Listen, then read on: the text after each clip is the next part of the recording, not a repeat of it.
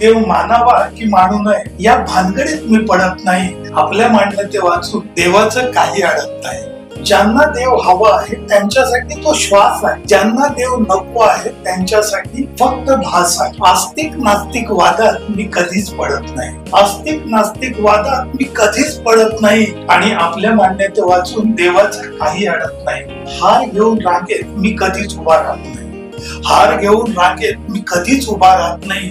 पाव किलो पेढ्याची लाच मी देवाला देत नाही. ज्याने भरभरून दिले आपल्याला त्यांना मी काहीच देत नाही. आपल्या मान्यते वाचून देवाचं काही अडत नाही. जे होणारच आहे ते कधी टळत नाही. जे होणारच आहे ते कधी टळत नाही. खाटल्यावर बसून कोणताच हरी पावत नाही.